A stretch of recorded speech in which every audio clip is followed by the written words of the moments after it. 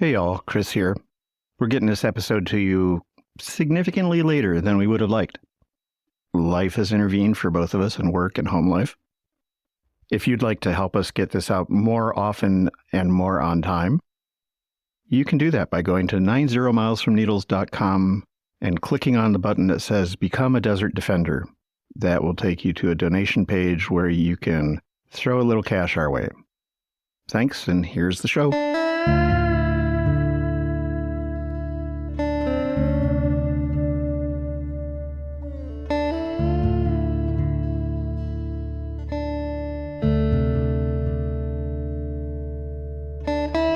It's time for 90 Miles from Needles, the Desert Protection Podcast, with your hosts, Chris Clark and Alicia Pike. Hey, this is Chris.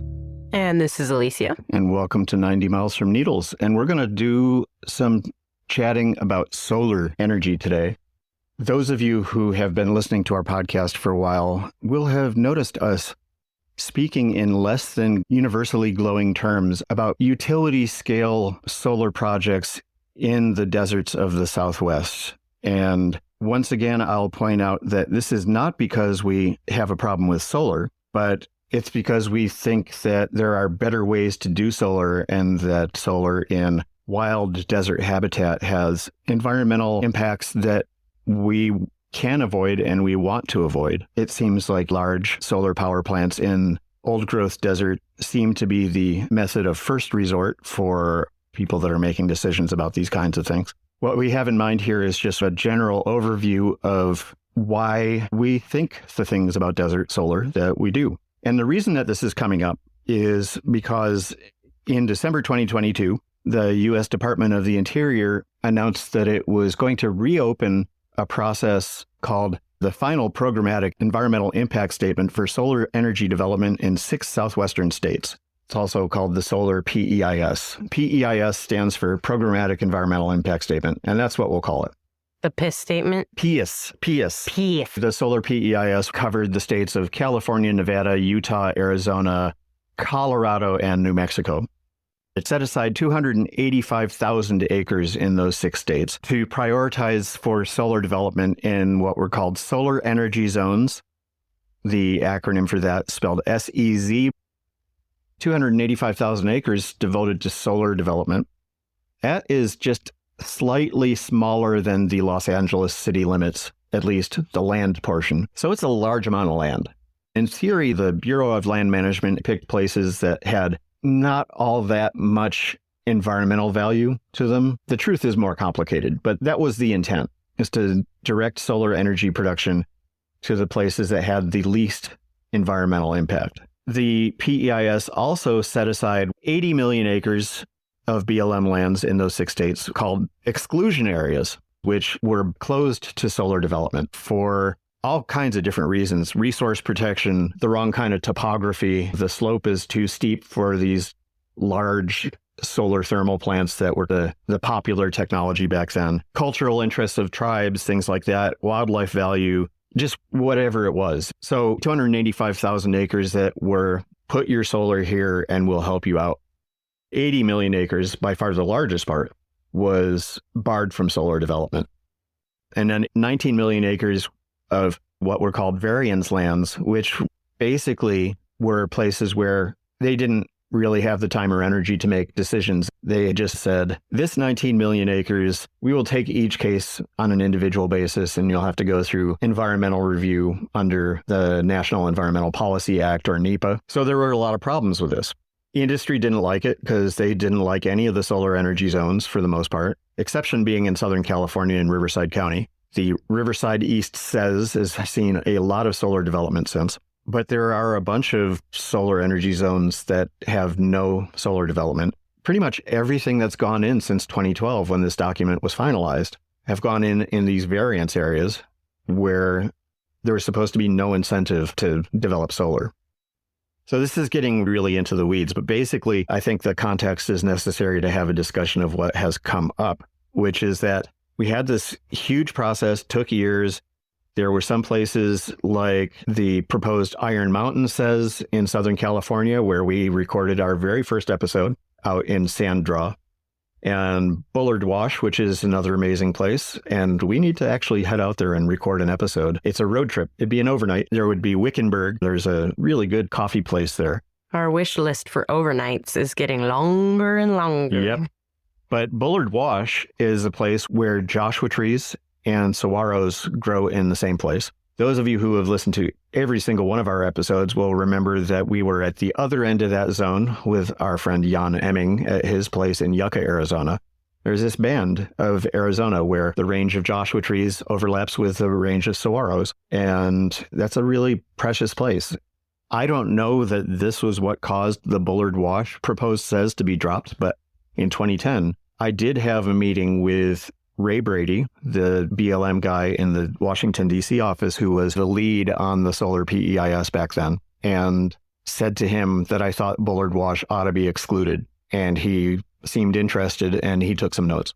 It may be that there was a campaign in Arizona that I just didn't hear about to keep this place off of the books as a solar energy zone. And if so, thank you, because it's a beautiful place. At any rate, so we got this document in 2012. There's been a lot of change since.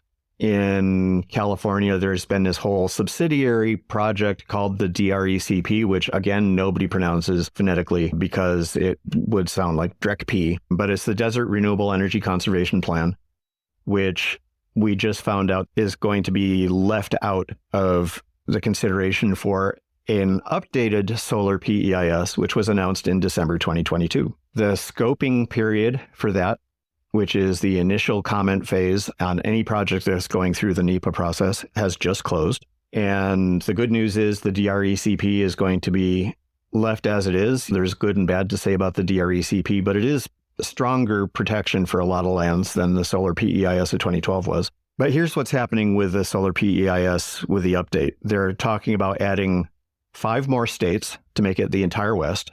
So in addition to the 6 southwestern states, there would be Montana, Idaho, Wyoming, Oregon, and Washington, because solar technology has gotten more efficient.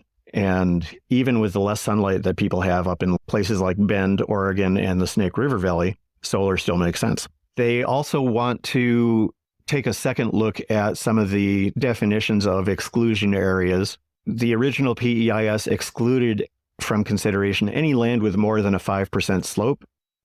It needed to be pretty flat, pretty level. Now they want to see if they can consider lands with up to a 15% slope. The idea being that now that everybody's doing photovoltaic panels, you don't need absolutely flat land to put those in. And they are also thinking about just changing the way they approach the variance areas. So this is going to be a big thing for the next year. Department of the Interior, which is an agency that BLM belongs to, is trying to fast track this. But it really needs to take a while. There really needs to be some good thinking put into this. And the potential downside is if it's done badly, it could open up a lot of areas that are very ecologically sensitive or have important cultural resources that need protecting to industrial development. If it's done right, it could save us from having to play whack-a-mole with one project after another in the variance lands or wherever for the rest of our lives. And I'm not just talking elderly me, but somewhat younger people like my dear co-host here. She's on the edge of 40.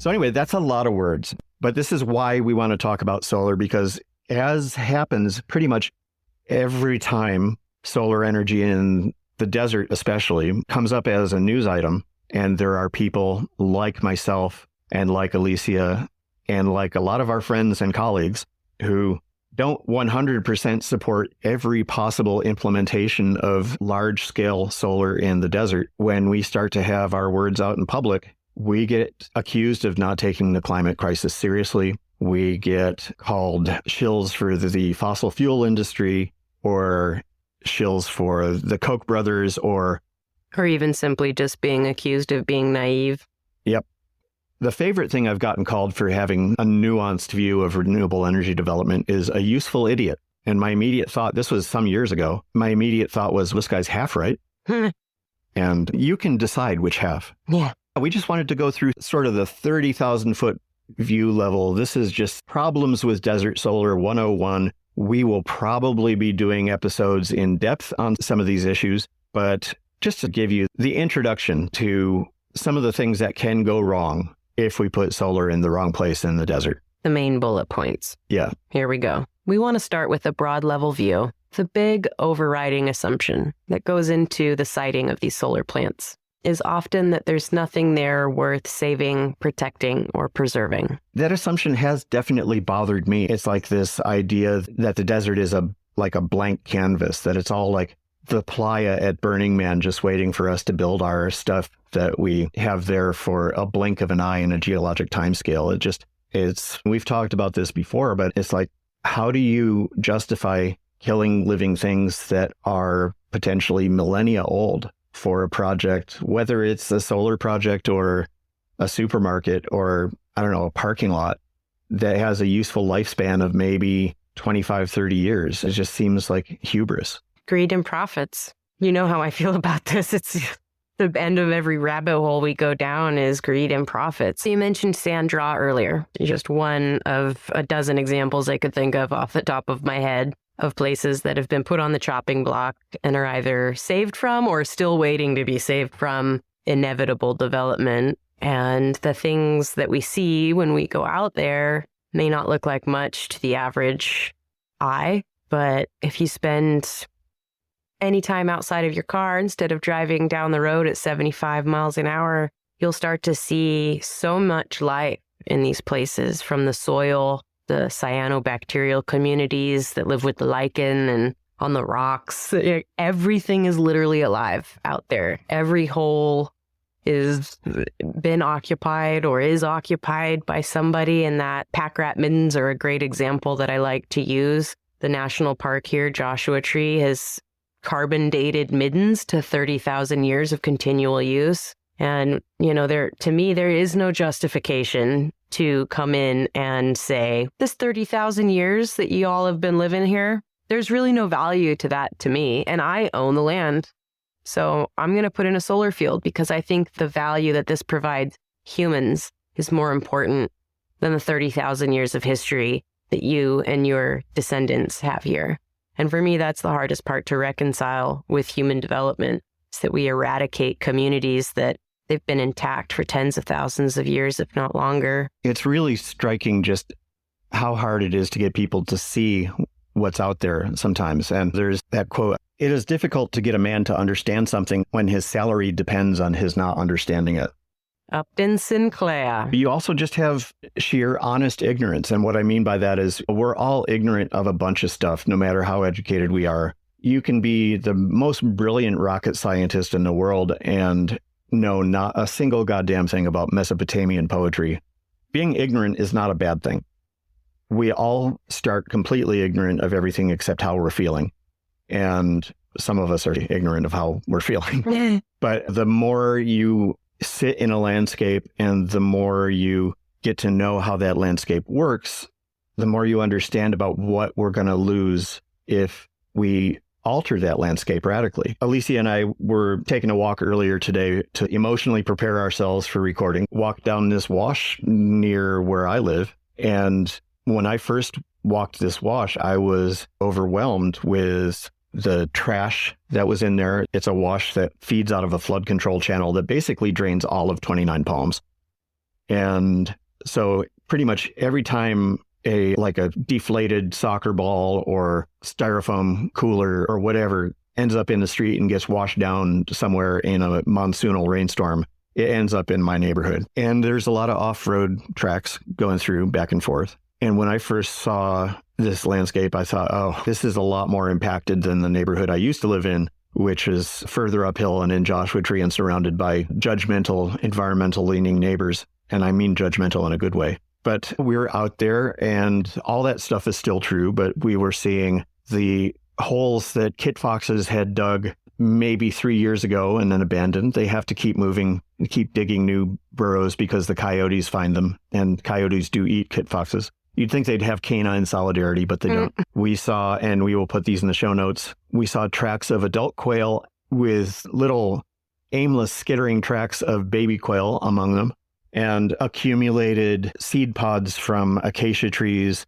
that had been basically just piling up under a shrub near the acacia for the last several years. Looked like the tree received a thorough sandblasting because the pods were all blasting off in the direction of the prevailing wind. It was pretty funny. It was a one-sided, the wind had the wind won, tree zero. Tree won, I guess, because they get their seeds out. Yeah, the tree and the wind were both winners. It was a wind-wind situation. Wind. There is a site of an old homestead where the chimney had fallen over, and Pack Rat had said, this is a perfect place for me to build a little house. Don't forget the verdin nest. The verdin nest in the acacia. And yeah, the landscape is definitely affected by careless people, and not always by careless people doing bad things. Sometimes they set a styrofoam cooler on their front porch and it blows away, and they didn't really mean for it to happen. But there's still an immense amount of not only ecological activity and wildlife using the area as habitat, but even beauty out there. And that's just what people don't see when they just look at a map, find a flat spot that's near some transmission lines and say, okay, this is all BLM land.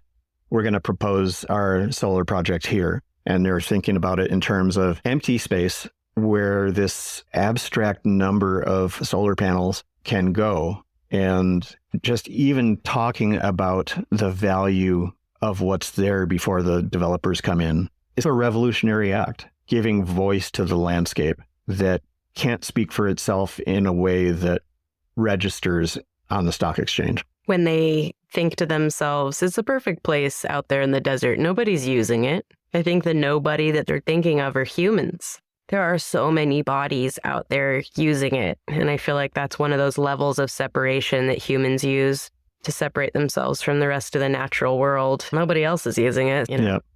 And that kind of argument also excludes a whole lot of humans because, first off, the native people are still here. Yeah. We ignore that at our peril. During the first solar PEIS, I talked about that whole Riverside East area, Eastern Riverside County, being developed as a solar energy zone. That's a hugely important area to local tribes. And their input was not solicited nearly enough. They have legal rights to being treated as government to government co-equals. And that was done only on paper. And a huge amount of important cultural sites have been and are being obliterated by development out there. And it's not even just individual places like this tiny piece of a hill is a sacred site. It's like the entire landscape. This landscape is not just full of wildlife habitat and rare plants and interesting rocks and blow sand habitat for fringed-toed lizards and dry wash woodland like at Sanddraw. It's also full of culture. The phrase that I've seen is that the mountain doesn't belong to us, we belong to the mountain. And if you have a culture in which you don't really see clear dividing lines between your people and the landscape that you live on and the other things that live on that landscape and your culture, your songs and your stories and your religion, if that's all just one kind of big interrelated nest of connections, then paving 3,000 acres of that landscape in solar panels is an attack on all the different parts of your culture and yourself and your being and your people. And we need to take that seriously. I've just got to share what I'm thinking based on what you just said. It harkens back to the episode we did with Melissa Del Bosque on the Border Chronicles and the issues we were dealing with Ducey and the border wall. It seems like at some point, the white colonial mindset decided that migration is a sign of poverty or low class, or it's a bad thing. Rich people can afford to stay in one place, and rich people can afford to have the resources brought to them. And somehow living in symbiosis with the land and moving from place to get what you need and to survive became not okay. Look what we did to the native population of this continent as an example. It is just such To me, it is just the natural way. And if we eradicate all of these areas to bring the resources to the rich people, all of these animals who don't have a voice, they're not rich. Native tribes who don't have a voice, they're not rich enough. People like me, not rich enough. I feel like it really boils down to classism in a way. That's a repeated theme that I see, that it's like somehow low class or low brow to live off the land and to be in symbiosis with the land.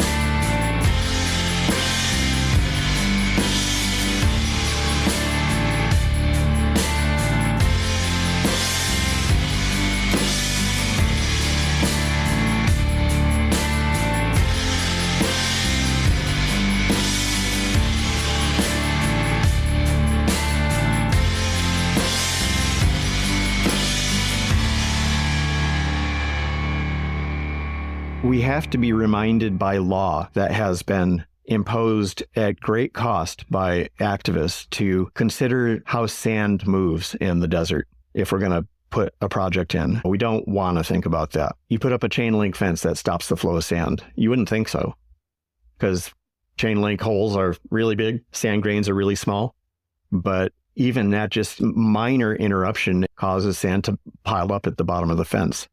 And that changes the way the sand flows. We don't like to think about how bighorn sheep move across the landscape from place to place. It's only the fact that we are bound to by law that keeps us on track doing that. We don't like to think about the way tortoise genes flow across the landscape over significantly longer time periods. Wait, tortoises wear jeans? Levi's, actually, they're old school. I think that for a while in the 70s, they were wearing tort dash. Yeah, I'm just trying to find something that rhymes with Jordache.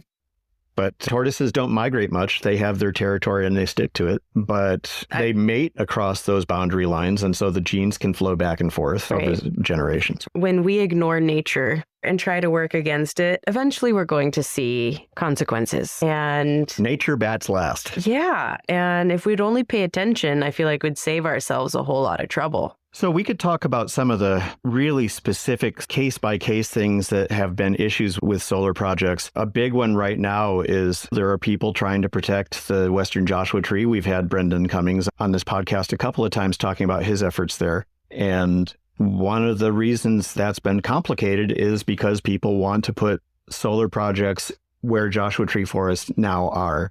And that's just a really huge example, this visible from space example of the kinds of ecosystems and organisms that get replaced. There's all different kinds of wild organisms that have been harmed by solar development. Yeah. We talk about the Ivanpah solar plant, which is it's a big concentrating solar power tower development south of Vegas, just inside the California line. Hundreds of thousands of mirrors around 3 power towers. And what people usually think about when they hear about that in wildlife is the briefly worldwide story about how this plant fries birds in midair by focusing sunlight. Sort of the ant with the magnifying glass thing that kids sometimes do. I'm sorry, ants. Focusing concentrated sunlight on living things sometimes is nice and warm and toasty and comfortable, and sometimes it singes your feathers off and you plummet to the ground. So people will think of that story, which incidentally, I broke at KCET. People that were paying attention will think of tortoises. A lot of tortoises had to be moved or honestly killed. Slowly killed. Or quickly. To relocate them. or quickly killed. They didn't get all the juveniles out. There's no way they got all the juveniles out of there before the construction started. What people don't usually think about, unless they are desert botanists, is that most of the California population of the white margin penstemon, Penstemon albomarginatus, was on that site and is now no longer in existence. Jesus.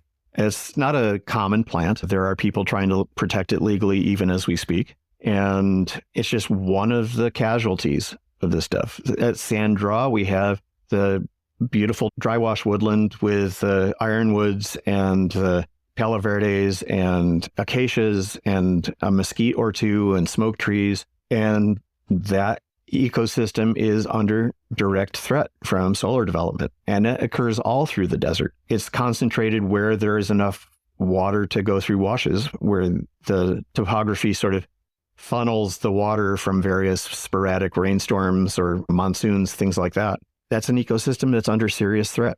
There are a lot of living things that depend on that. To depart from solar for a minute, but not too far from the Ivanpah project in an area that is almost certainly going to be protected very soon as the Aviquame Spirit Mountain National Monument. There's a company called Colning Wind that wants to put up wind turbines right along the state line, right where Aviquame National Monument would meet up with Mojave National Preserve and Castle Mountains National Monument. We want to put up giant wind turbines in this area that is one of the best pieces of habitat for golden eagles in the Mojave Desert. So there's all different kinds of wildlife that is affected by renewable energy development if you put it in the wrong place. And they have to be taken into account.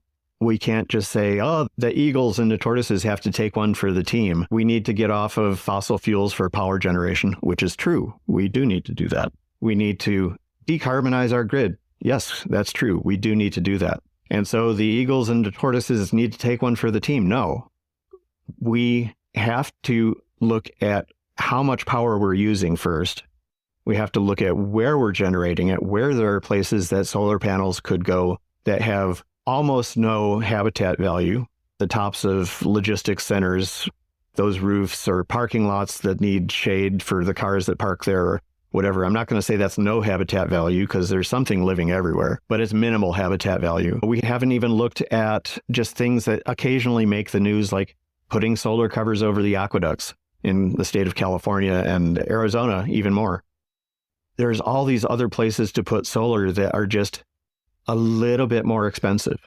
Desert solar is usually about the bottom line rather than about saving the planet. And I feel like that's the masquerade. Yeah. They know that they're doing dirty because they want to do it for cheap and make as much money as possible. There's a term for that. They're greenwashing it. Yeah. How else do you expect us to save the environment? It's even defensive and righteous. Yep. I had a conversation a dozen years ago or so with one of the long-term staff people for the House Natural Resources Committee who said that solar developers would come in and meet with people on the Hill and demand indignantly that they be exempted from environmental laws because they are saving the planet, damn it.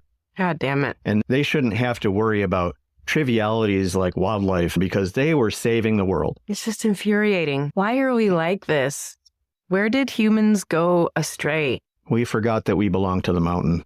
I think you're right. It's just, I feel like we're so quick to point the finger at the Industrial Revolution, but I'm well read enough that I know that the Greeks thought we already screwed the pooch. The Greeks. Do you know how disheartening that was to read, to think that 2,000 years ago we were already feeling guilty about messing with the systems and we thought we had ruined it then? Mm-hmm. What would the Greeks think of us now? Sorry. Oh boy. Alicia's back in the weeds again. Sorry. That's okay. Weeds are awesome a lot of the time. I love weeds. When I was a young adult back in upstate New York and borderline homeless and unemployable and having a very limited income, I ate a lot of roadside weeds. Lamb's quarters, Chenopodium album. It grows everywhere in the city of Buffalo. There's so much of it. So I think we've probably covered the interruption of wild habitat pretty well. One thing that is really important that we will have an episode on, hopefully this year, I would love to set that up, is active sequestration of carbon in long-lived inorganic form in desert soils by ecological processes that are interrupted if you bulldoze the desert. Dr. Robin Kobali would be a great guest. She's just extremely busy, but she's so engaging. I really want to get her on. But basically, and she can, Robin, if you're listening, I would love for you to call in and correct me if I get any of this wrong. But basically, you have mycorrhizal networks throughout the desert. 80% or more of plants that have been examined, of known species of plants everywhere in the world, not just the desert, have relationships with soil fungi, in which, in a lot of cases, the soil fungi will grow into the roots of the plant, and they exchange different things. The plants are photosynthesizing, taking sunlight and water and carbon dioxide from the atmosphere and turning it into sugar and starch. And so they give sugar and starch to the fungi. The fungi extract nutrients from the soil more efficiently than the plant roots can do by themselves. Sometimes they fix nitrogen and feed that to the plants.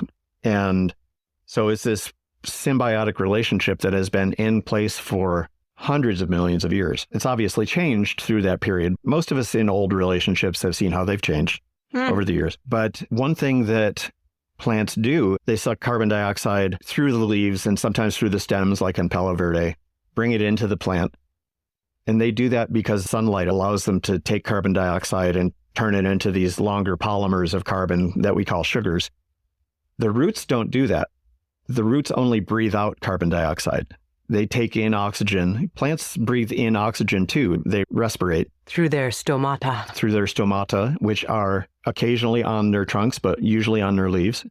And some plants will get some oxygen through other means, dissolved in water or whatever. But in the roots, they only take in oxygen and breathe out carbon dioxide. So you have this thing where there's some carbon dioxide being brought into the plant up top, and then it gets pumped down into the soil and breathed out. So it's essentially a pump from the air into the soil of carbon dioxide. Every plant does it. Every time it photosynthesizes, anytime there's light on a living plant, it's pumping carbon dioxide into the ground. A lot of that comes back up out. But for plants with relationships with mycorrhizal fungi, a lot of times those fungi will have coating on the little tendrils of the networks in the soil. It's a coating of something called glomalin. It's a polysaccharide for those of you who want the chemistry. And basically, it's really long-lived. It's got a great shelf life. It is made up largely of carbon. It's a polysaccharide, which means a sugar polymer, and it can last a very long time in soil. And so if the fungi are secreting this glomalin, carbon gets deposited in the soil. Okay, so there's that. The fungi and the plant roots also will sometimes mineralize carbon. They will make little crystals of calcium carbonate. And this sounds far-fetched, but when you think about how living things work, you have really simple animals that mineralize calcium carbonate as if their life depended on it, because it does, because they're clams and they need shells. They turn free-floating carbon and available calcium into calcium carbonate in enough volume that they have this tidy, really strong shell protecting them. And we do that. We have bones. We have bones and teeth. Living things are really good at taking things out of the air and the water and the soil and turning them into organic chemicals, but we're also really good at turning them into inorganic chemicals like calcium carbonate. And when mycorrhizal fungi do that, they create these layers of calcium carbonate in the desert soil. When it builds up enough and it gets thick enough, we tend to call it caliche. That's long-term carbon storage in the soil. Desert soils can sequester enough carbon this way that, let's say, 1,000-acre patch of desert soil that has intact habitat on it can sequester tons of carbon per year. And that's both in organic matter that's in the soil, the glomalin and the plant roots and things like that. Plants grow, they send down roots, they die up top, and the roots will stay down there. They'll decompose a little bit, but a lot of the carbon will stay down there for a long time. But there's also this inorganic carbon, this calcium carbonate, that the desert ecosystem builds up and sequesters down in the soil. And it stays there. And it gets added to as long as we leave the vegetation up top alone. When we bulldoze it, we not only lose the ecological community that is building up that calcium carbonate, but we also create conditions in which that soil can erode because it's not being held down by vegetation. That calcium carbonate can be exposed. Once caliche is exposed, it's vulnerable to weathering. That carbon will go back into the atmosphere. Rainwater is slightly acidic. It's going through air that has carbon dioxide in it. It forms carbonic acid. Acid hits calcium carbonate, which is alkaline, and it breaks up the calcium from the carbon, and the carbon gets turned into carbon dioxide and goes into the atmosphere. So when you're bulldozing old growth desert to put in a solar plant, you better be damn sure that solar plant is going to generate enough electricity that it makes up for not only the carbon that is no longer going to be taken out of the atmosphere by the living desert community there, but all of the carbon that you could conceivably be releasing back into the atmosphere in the long term over centuries. So this is a really big issue. And in a less scientific and less colorful language, it's basically like we equip our homes with countless types of filters. It makes no sense that we think our artificially constructed homes need all that filtration, but we can't seem to understand that our planet needs that same filtration. And this is one of those natural filters that you just described, the caliche, and how the water goes through and gets filtered clean when it goes down into the aquifer going through that process. See, for a minute, I thought you were talking about a different process too, which is really important, which is the desert pavement. That is an inorganic surface in the desert. It's a trap for particulate matter in the air. And they figured this out when they saw actually Sima Dome, pretty much, in the lava fields on the west side of the dome. They saw desert pavement that was the same rock as the rock that was beneath all the sand. There's like a thin layer of basaltic lava stones on top of a huge amount of silt, like 50 feet of silt, and then the same age of volcanic rock underneath. And what that meant was that the top layer of rock had been trapping silt for centuries and just rising as the silt built up. The upshot of all this is that process traps particulate matter, which we would otherwise be breathing in downwind. Yeah. And so this is a huge issue in places like the West Mojave, where there's just rampant bulldozing for solar, and there's rampant dust storms all of a sudden, places that have never really seen dust storms before. That silt holds the spores of valley fever, which is, it's a real public health issue, and people can write it off as unimportant, insignificant. Or as in the case of the Wonder in mitigated impact declaration, they said dust was going to be a less than significant impact from not only the construction, but the activity on site, which less than significant impact is just not an appropriate way to talk about dust storms. Yeah, I'm reminded of an old folk song written by the folk singer Charlie King. And this was written about nuclear testing in the desert, and it's called Acceptable Risks. And the chorus is, they told us it was safe, and they swore that it was true. They said the risks are all acceptable. Acceptable to who?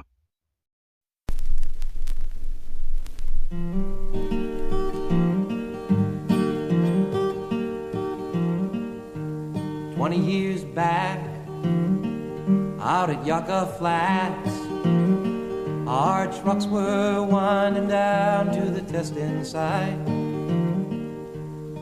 They had a bomb out there, I still see it clear. It turned night to day and day to endless night. 1,100 soldiers, easy duty combat pay, trucked down to watch that fireball. I still see it clear as day.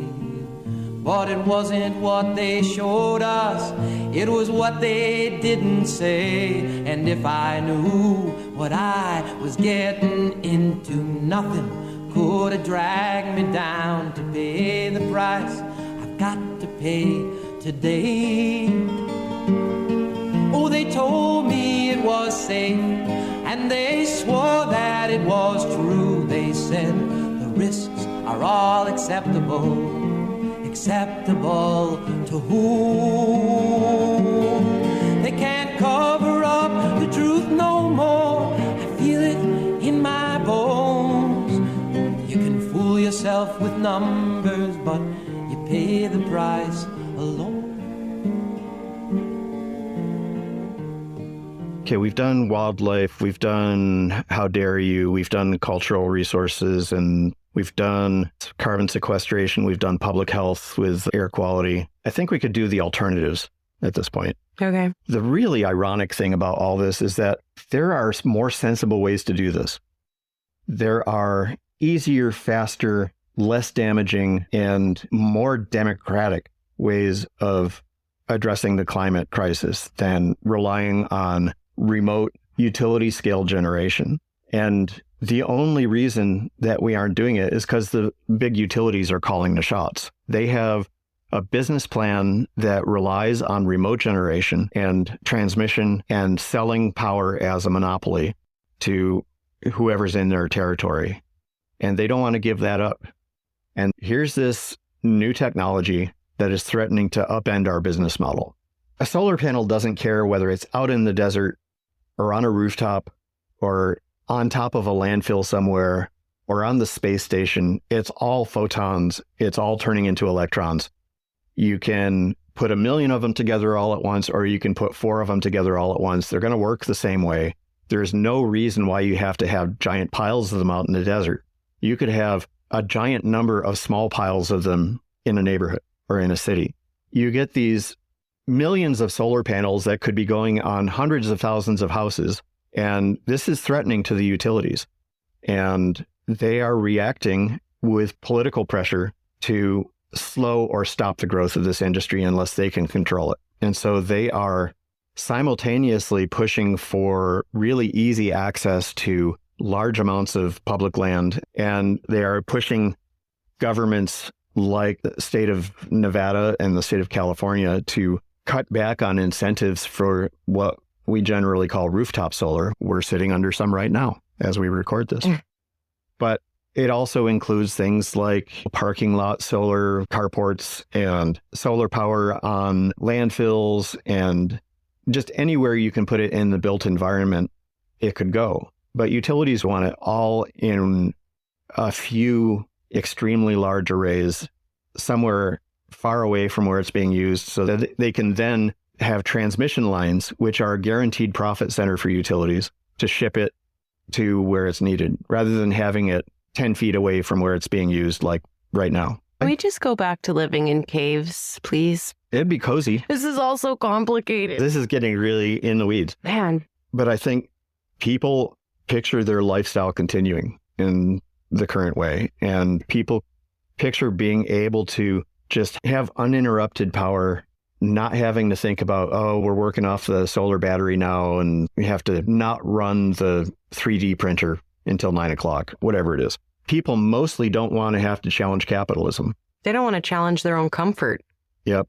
But I don't think we need to challenge our comfort all that much. Look at the really energy efficient societies in places like Northern Europe, the Scandinavian countries. Change is uncomfortable. Yeah, change itself is uncomfortable. Don't want to change. The utilities companies don't want to change. The average person. I am an advocate. I believe in protecting nature and defending animals, but I have a hard time moderating myself. And by comfort, I mean that unlimited demand that we seem to expect. Yep. Leaving the water running while we're doing dishes, while you're scraping your tongue and brushing your teeth, standing in the shower for an extra 10 minutes to relax your back. These are all things that we do that are wasteful, there's 8 billion people out there, and there's easily 500 million using water excessively that are just average human beings. The population of the United States and Europe alone, are excessive.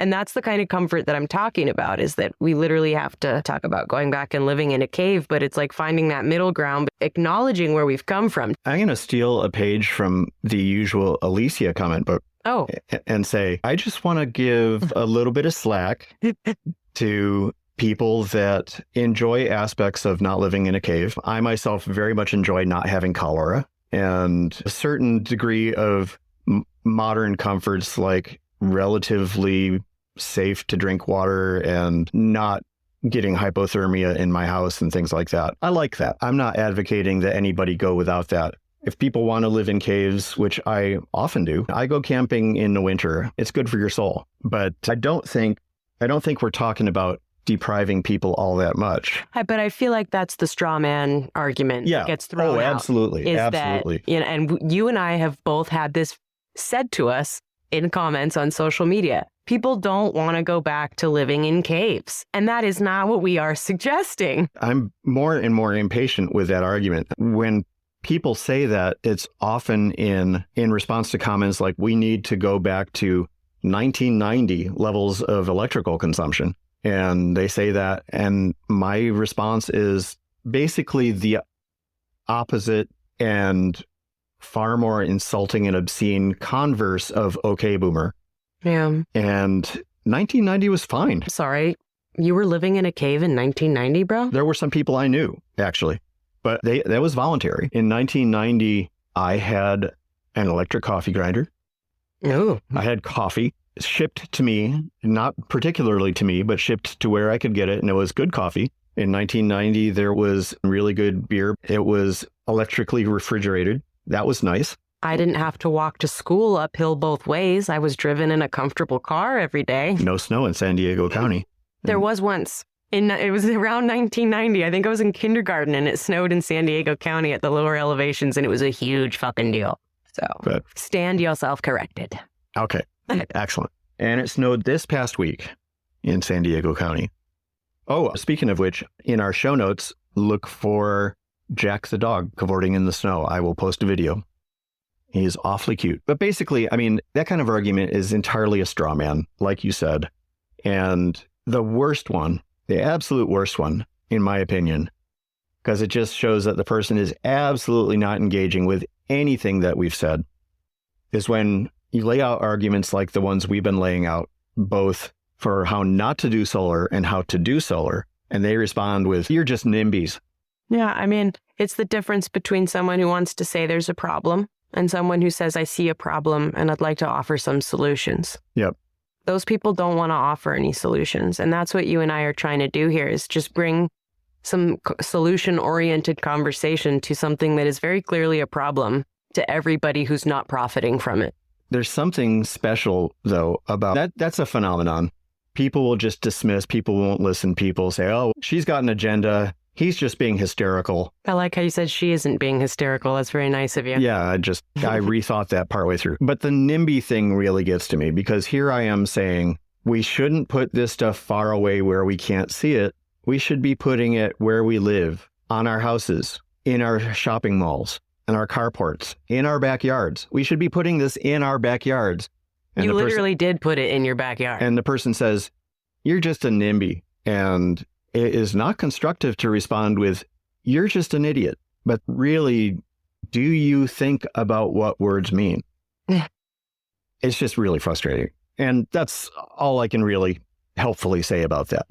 We want this shit in our backyards. And most utilities don't want to tell you the truth because they know it's about making money at the end of the day. Their bottom line is more important than the earth.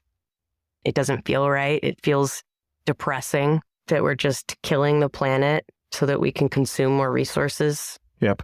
And we will talk in a later episode about how to contend with just how depressing this shit is. It's not 100% depressing. There are victories. Hoping for one on the topic that Alicia's episode last time around covered.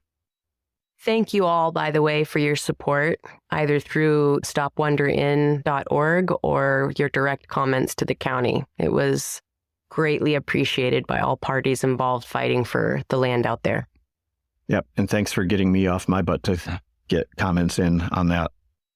I'll also point out, since we're winding to a close here, that coming up later this year, 90 Miles from Needles will be having a short series of special podcasts under the 90 Miles from Needles banner on the Amargosa Basin and the wonderful natural resources to be found there, the wild and scenic river, Death Valley National Park, Badwater, the lowest point in the Western Hemisphere, 282 feet below sea level, where the Amargosa River ends up, the springs and marshes and such north of Beatty, Nevada, where the Amargosa River rises, and some of the many environmental issues and native rights issues that occur along this very short, very confined river that has just really won a special place in my heart As soon as we get Alicia up there, it'll win a special place in her heart, too. We've already talked about pupfish in the Amargosa Basin, Shoshone pupfish, and the Devil's Hole pupfish is up there, too. Ash Meadows National Wildlife Refuge. Look for that this summer.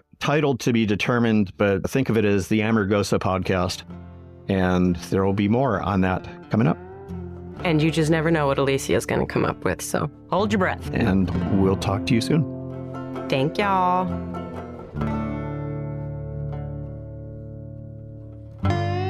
This episode of 90 Miles from Needles was produced by Chris Clark and Alicia Pike. Thanks to Martine Mancha for our fine podcast artwork. You can check out new t-shirts available on our website at 90milesfromneedles.com. And thanks to folk singer and composer Charlie King for the use of a snippet of his song Acceptable Risks, which is always on topic. You can hear more of Charlie's work on Apple Music. I especially like the dual album set containing the albums Vaguely Reminiscent and Somebody's Story. I recommend the song Who's the Criminal here? We miss you, Bruce Byer. If you like what we're doing here with the podcast, you can support us financially, allowing us to do more work like this by going to 90milesfromneedles.com and clicking on the button that says Become a Desert Defender. We'll be bringing you more desert news from Nevada, Arizona, Utah, northern Mexico, New Mexico, and California in the weeks to come, so stay tuned. Thanks for listening.